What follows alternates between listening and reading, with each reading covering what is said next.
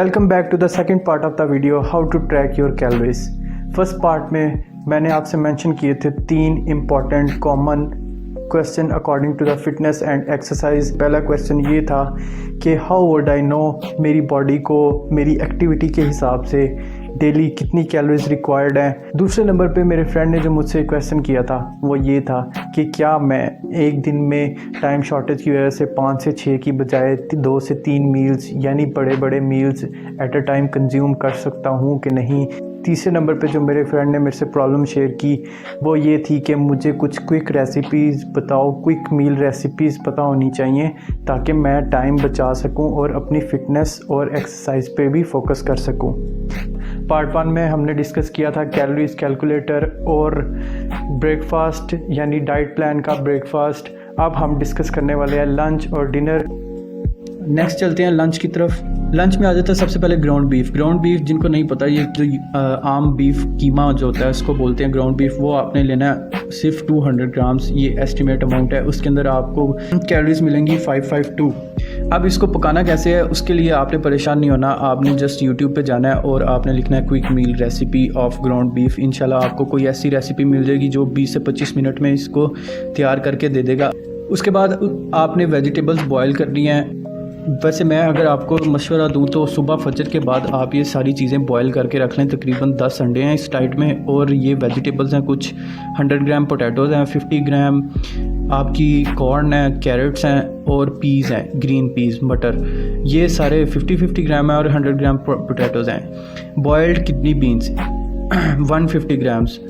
Boiled egg white 3 यानी 3 अंडों की एग वाइट जो है वो बॉयल्ड फॉर्म में आपने लेनी है अपने लंच में। उसके साथ ओटमील है। ओटमील के बारे में मैं आपको बाद में बताता हूँ। अब इसमें जो आपको कैलोरीज मिल रही हैं वो 87 कैलोरीज पोटैटो से आ रही हैं, 43 कैलोरीज कॉर्न से आ रही हैं, 27 कैलोरीज कैरेट से, 40 कैलोरीज आपकी ग्रीन पीस से आ रही हैं, 190 कैलोरीज आपकी 150 ग्राम किडनी बीन से आ रही हैं और 3 एग वाइट से आपको 51 कैलोरीज आ रही हैं। उसके बाद आते हैं अपने ओट मील की तरफ जो एज आ डिज़र्ट भी आप यूज़ कर सकते हैं। ओट मील में आ गए हैं सबसे पहले क्वैकर के ओट्स। क्वैकर के ओट्स किसी भी बड़े स्टोर से मिल जाते हैं, यूजुअली इम्तियाज़ स्टोर से भी मिल जाते हैं। उसके बाद आप हनी यूज़ करेंगे, 1 टेबल स्पून ओट्स यूज़ करेंगे आप 50 ग्राम्स। मिल्क जो है वो आप स्किम यूज़ करेंगे। अगर आप वेट लॉस की तरफ जा रहे हैं, वेट गेन की तरफ जा रहे हैं तो होल मिल्क यूज़ करेंगे, उसकी क्वांटिटी होगी 100 ml। उसके बाद आप बनानास या कोई भी बेरीज़ की टॉपिंग करेंगे, उसको आप 100 ग्राम यूज़ करेंगे। अब 194 कैलोरीज आपको मिल रही हैं ओट से, 64 मिल रही हैं आपको हनी से, 44 आपको मिलेंगी मिल्क से और 89 कैलोरीज मिलेंगी आपको बेरीज से। Put them all in a bowl and microwave for 1 minute on high heat and enjoy the dessert। इसका हाफ आवर प्रेप टाइम है और हाफ आवर ईटिंग टाइम है। इन केस अगर आप 9 to 5 पर्सन है तो इसको आप लेके जा सकते हैं 6 to 7 PM। उसके बाद 8 PM आ जाएगा आपका एक्सरसाइज टाइम। अब बहुत सारे लोग प्री वर्कआउट लेते हुए घबराते हैं।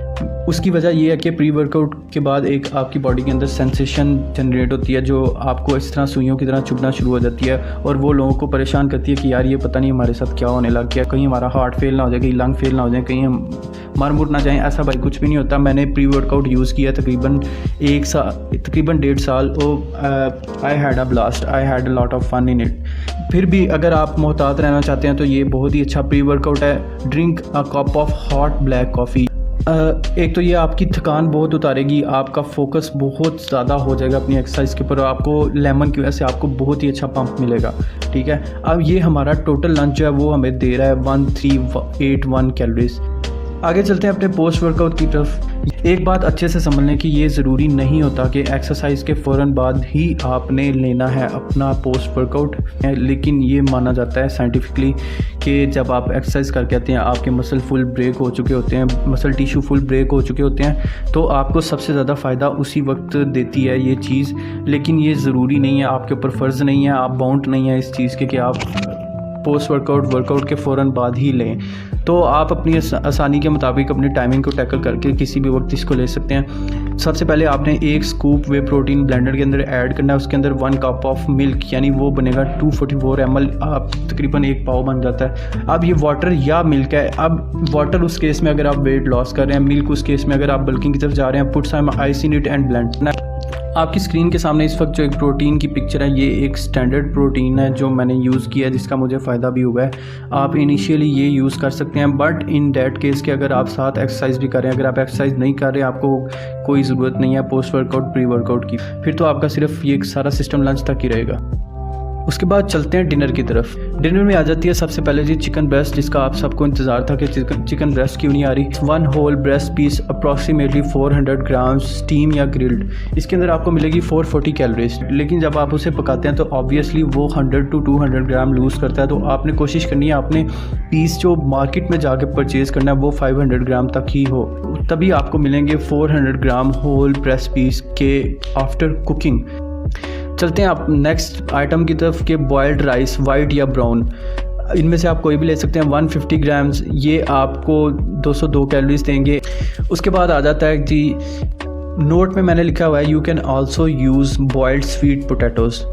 अगर तो स्वीट पोटैटोज़ इजीली अवेलेबल हैं तो आप उन्हें यूज़ करें, अगर नहीं है तो फिर उस तरफ ना जाएं, आप जस्ट बॉयल्ड राइस ही यूज़ कर सकते हैं। ये दोनों चीज़ें आपको कार्बोहाइड्रेट्स ही प्रोवाइड करती हैं, दोनों की क्वांटिटी भी आपने सेम लेनी है। जस्ट इनकी कैलोरीज़ का फ़र्क है कि चावल आपको कैलोरीज़ दे रहे हैं 202, जबकि स्वीट पोटैटोज़ आपको कैलोरीज़ दे रहे हैं 129। उसके बाद आपने एग वाइट बॉयल्ड 1 होल लिखा हुआ है। 1 होल का मतलब है कि एक होल यानी विद यॉक, यानी कि 2 अंडे लेने हैं जिसमें एक फुल होगा और एक की सिर्फ एग वाइट होगी। उसमें आपको कैलोरीज मिलेंगी 78 + 18। उसके बाद आपने वेजिटेबल सैलेड की टॉपिंग कर लेनी है अपने चावलों के ऊपर या अपने स्वीट पोटैटोज़ के ऊपर। उसके बाद एक बाउल आपने फ्रूट्स लेने हैं, any fruits you can use, but prefer किया जा रहा है कि पाइनएप्पल, बेरीज, वाटरमेलन या पीच। इसके अंदर आपको मिलेंगी 110 कैलोरीज अप्रॉक्सीमेटली, ये ऊपर नीचे भी हो सकती हैं। उसके बाद यहाँ पे टाइम आ जाता है आपका कि किस टाइम आपने डिनर करना है। In both cases if you are a businessman और you are a 9 to 5 working person, या जो भी आपकी डेली फिजिकल एक्टिविटी है, आपने 10 to 11 PM तक डिनर कर लेना है। ये एक स्पेशल नोट है, sleep before 12 AM for best recovery. और डिनर आपको आपका प्रोवाइड कर रहा है टोटल कैलोरीज ऑफ 916, ठीक है। और जो ग्रैंड टोटल कैलोरीज हैं वो हमारी 3410 आ गई, जैसा कि इस ऊपर मेंशन था कि ये स्टैंडर्ड डाइट प्लान है फॉर 3410 कैलोरीज। तो ये मेरे वेट के हिसाब से है कि अगर मेरी डेली की एक्स्ट्रा एक्टिविटी हो तो मुझे 3410 कैलोरीज चाहिए। आप इसको अपने हिसाब से कैलकुलेट कर लीजिएगा। डिस्ट्रैक्शन से दूर रहें, स्पेशली अपने दोस्तों और रिश्तेदारों के मशवरों से परहेज़ करें, क्योंकि ये चीज़ आपको कभी भी आगे नहीं बढ़ने देगी। जो बंदा खुद कभी गाड़ी चलाता ही नहीं, वो आपको गाड़ी चलाना नहीं सिखा सकता। ये सारी बातें जस्ट आपको डिस्ट्रैक्ट करने के लिए, आपको अनडिसिप्लिन करने के लिए होती हैं।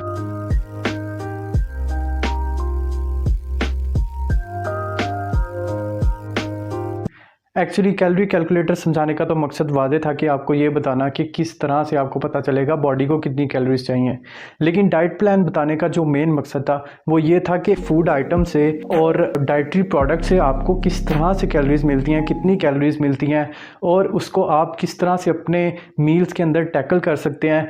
उम्मीद है आपकी बहुत ज़्यादा हेल्प हुई होगी। इसी तरह मेरे साथ ट्यून्ड रहें और इंशाल्लाह आपके फ़िटनेस और एक्सरसाइज के रिलेटेड, जैसा मैंने वादा किया था, सारे मसाइल हल होते जाएंगे।